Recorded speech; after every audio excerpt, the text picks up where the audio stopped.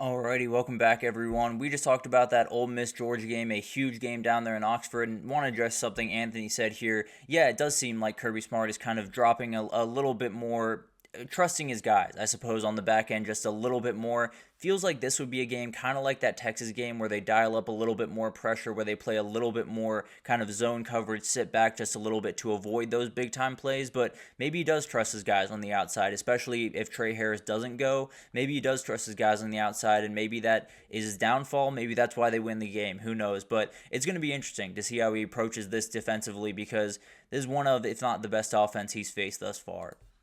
But let's get into a little bit of a Texas two-step. Was very excited about this title, I'll be totally honest with you guys. But these are two huge games. Two games that kind of have two very different implications, obviously, but definitely are two that are going to have something to say when it comes to Selection Sunday. And we'll start with that one going on in Austin, Texas. Texas is favored by a little bit over 3 touchdowns in this game, and it's going to be a very, very interesting one. It's one where Florida is coming in a little bit limping. They have a quarterback situation that they're going to have to figure out with DJ Lagway. Sounds like it's not quite as serious as we once thought. Thing is, I think it's a little bit more gamesmanship from Billy Napier than anything else. I do think it'll be Aiden Warner, but who knows? Maybe it is DJ Lagway out there. Maybe he is a little bit more healthy than we thought he was, at least during that Georgia game. So that's going to be something really fun to watch for Texas.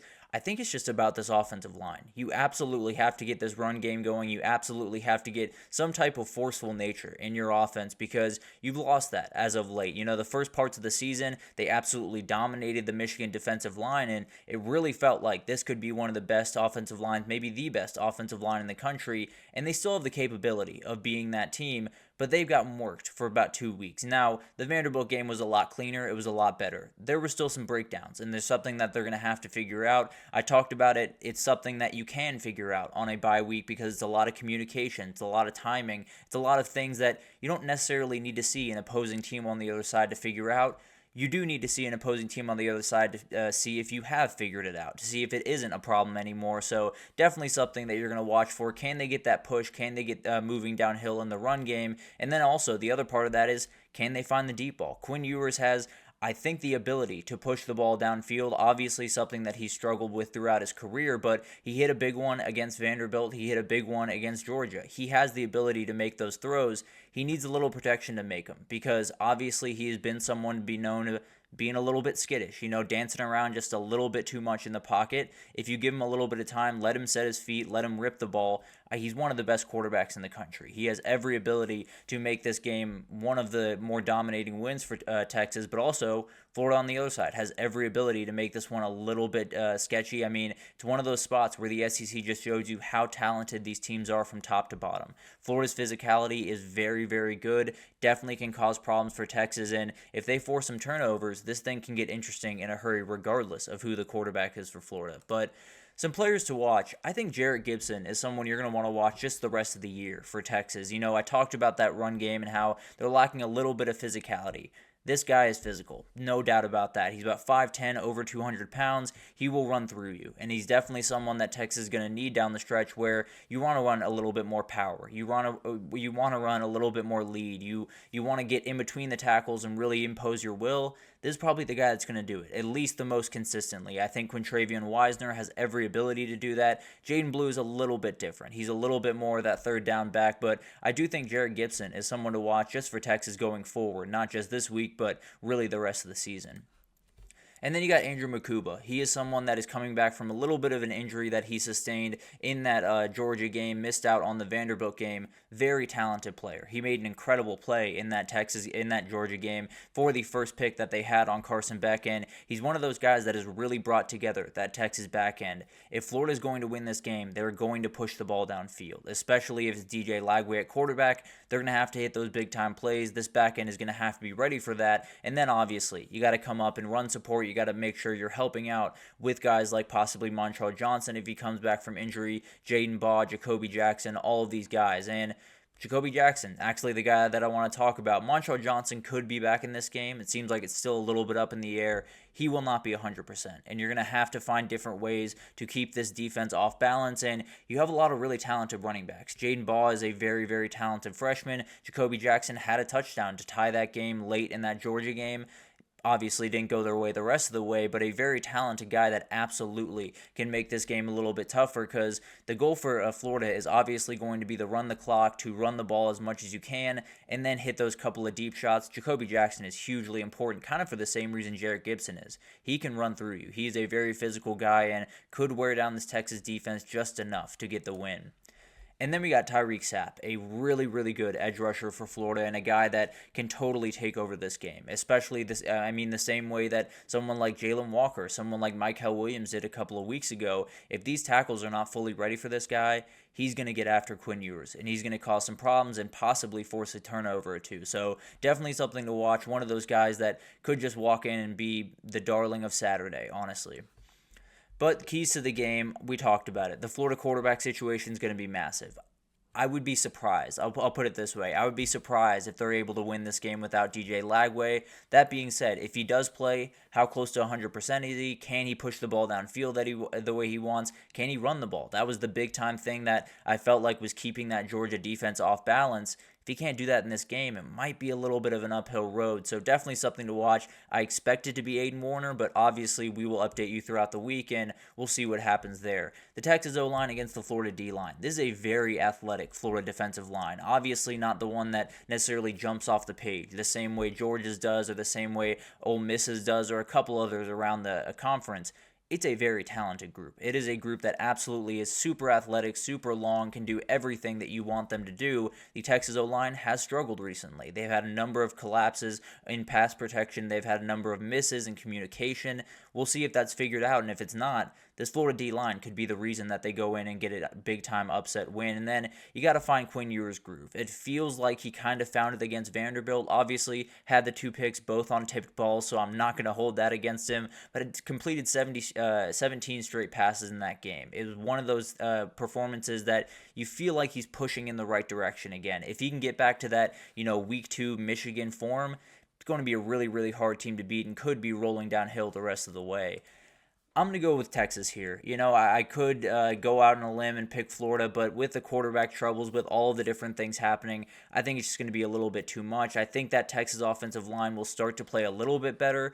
I think there will still be holes, and we'll still have to worry about that going forward, but definitely something where I think they'll play just enough better, where Quinn Ewers will get this thing going, and this Texas team will look a little bit closer to what it was in week 2 than what it was against Georgia a couple weeks ago, and really what it was against Vanderbilt 2 weeks ago. So I'll pick Texas to win that game, kind of win it relatively comfortably, and continue on their way this season.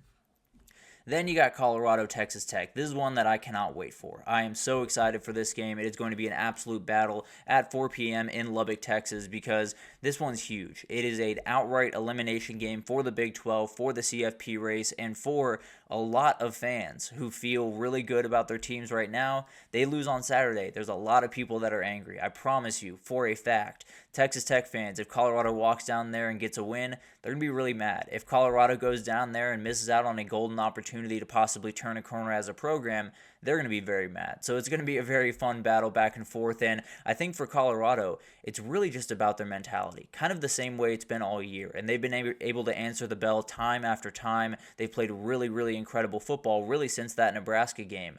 Thing is, this is going to be a little bit different. You're going on the road to a team that is as desperate as you, has, I don't want to say as much talent, probably roughly the same, but a really great team nonetheless, and a team that absolutely can cause problems for you. The thing is, it is going to be a battle one way or the other, and they're going to have to be mentally and physically ready to roll. And then for Texas Tech, you just got the winner of the year over Iowa State last week, and now it's really just about making sure that you handle this Colorado offense, because your pass defense has not been great by any means.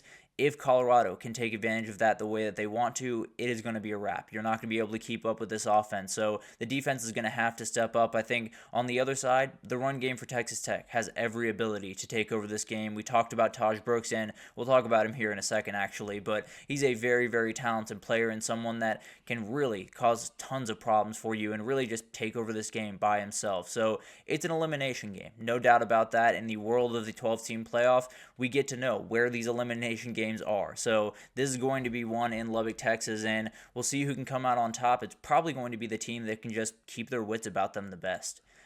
But players to watch, Taj Brooks. Let's talk about him real quickly. One of the best running backs in the country. Frankly, if you asked me who the best in the Big 12 was, Anthony, probably would be my pick right here. He's a very, very talented player and one of those guys that can just outright take over a game. You can see it in his eyes right there. He runs a little bit angry. He absolutely can run through people, and this Colorado team has been very physical all year. Can they keep that up against probably the best running back that they faced all year?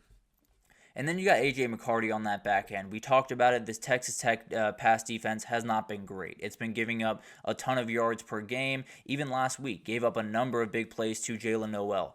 That can't happen in this game. There's too many talented guys on the other side. There's probably the best quarterback in the country on the other side. You have to be very careful, and if you can't, fully stop them, get a couple of picks here and there. He does have a huge interception return earlier this year. Definitely something to watch in this game. On the other side, I think LeJontay Wester is a huge player. I think down the stretch of the season, really, he's going to be a massive player for them. There's so many different guys on that offense, and there's so many different ways that they can hurt you. I think LeJontay Wester is the guy that can take the most off Travis Hunter. Not necessarily that you need to take anything off Travis Hunter. He seems to be more than fine with the workload that he has. But you do want to be a little bit more variable. You do want to get the ball downfield to Will Shepard. You do want to get the ball to Travis Hunter when you can. And then you want to get LeJontay Wester on a little bit of a screen. You want to get him on an end around. You want to get him on these little gadget plays that get this offense kind of that next step, I suppose. It's not just we're going to pass downfield. It's not just drop back and throw the ball. It's we're going to play around with motions. We're going to play around with end arounds. We're going to do a ton of different things that are going to cause problems.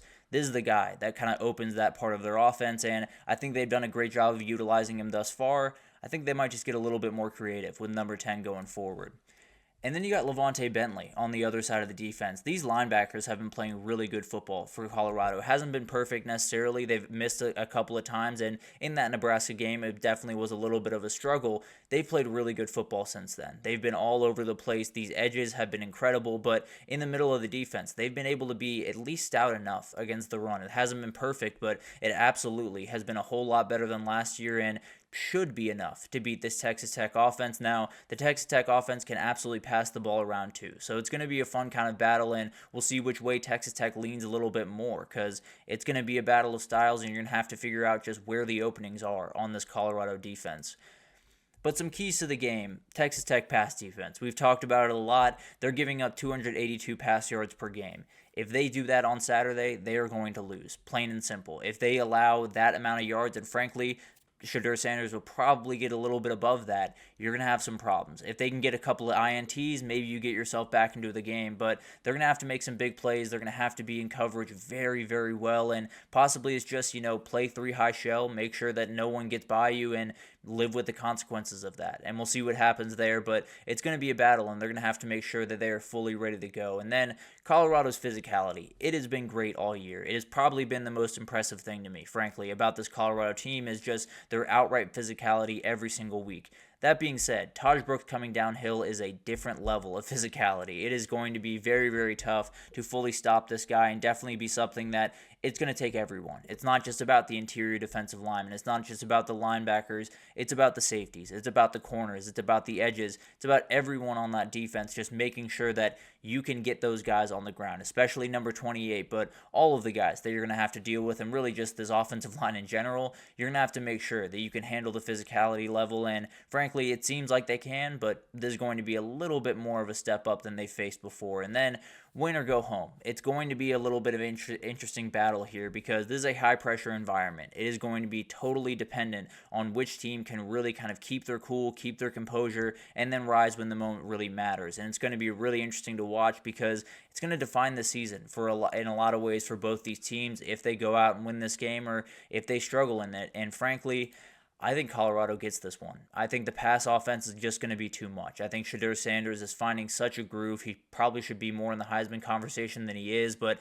at the end of the day, I think they get the win here. I think they go down to Lubbock, get a massive win, and continue on their way. Possibly give themselves a shot to win the Big 12, possibly go to the CFP, and frankly, make me look like a little bit of a dummy from the preseason, where I said that was very unlikely. But here we are. Colorado's playing incredible football, and I think they continue on their way this upcoming weekend. Going to be a massive game, and cannot wait to see how that one goes down. But let's take our second break here, and when we come back, we got to get into all the stuff around the CFP, give you an idea of how many wins everyone needs from each conference to get in, to be in the conversation, what teams could be left out, all of the craziness around the CFP. We'll break it down right after this.